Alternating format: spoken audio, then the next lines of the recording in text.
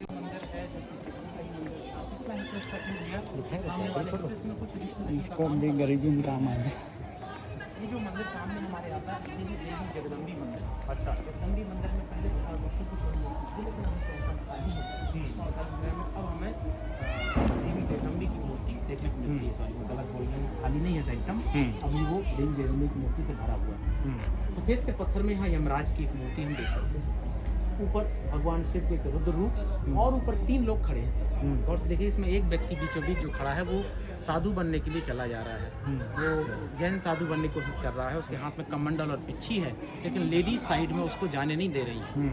उसको रोक रखा है लोगों ने। तो इन मंदिरों के माध्यम से ये कहा गया कि भाई जैनिज्म या बुद्धिज्म की तरफ बहुत ज़्यादा हम नहीं जाना चाहिए, हमें गृहस्थ में भी रहने की कोशिश करनी है। जब गृहस्थ में तंत्र साधना से निर्वाण मिल सकता है तो गृहस्थ को छोड़ने की क्या आवश्यकता है, दूसरे धर्मों की तरफ जाने की क्या आवश्यकता है। तो हिंदू धर्म की एक तरह से बेस्ट मार्केटिंग है ये मंदिर से। आप यहाँ देख सकते हैं, वहाँ पे आप देखें एक बालकनी के ऊपर 3 साधु आपस में बैठकर धार्मिक चर्चा कर रहे हैं। यदि आप इस बालकनी में देखें तो ये इस बड़ी बालकनी की कॉपी है सर। अच्छा, इसकी कॉपी है। इसका मतलब तो यहाँ पे ही लोग बैठ के लोगों को परमिशन देते थे।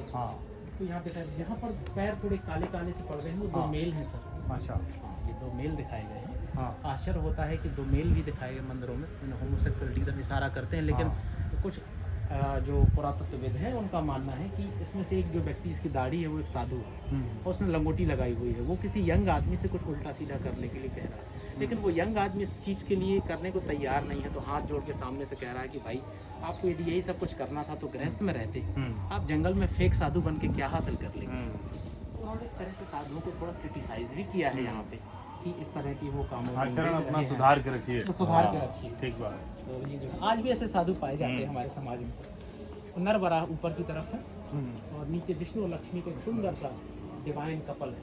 यहाँ पर पीले से पत्थर में विष्णु जी गरुड़ की पर सवार नीचे मिलते हैं। तो विष्णु जी की 3 पैनल मिलते हैं।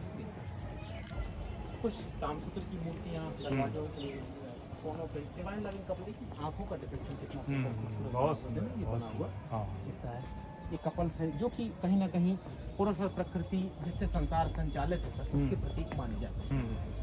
तो हम ऐसा ही डिपिक्शन देखते हैं। तो दाढ़ी खींचना तो हम बार बार देखते हैं, लाल से पत्थर में बीच दाढ़ी खींचना, लोगों को गृहस्थ की तरफ लाने की कोशिश करते हुए दिखाए जाना, ये हम आम एक साधारण डिपिक्शन है खजुराहो के मंदिरों में बार बार मिलता है।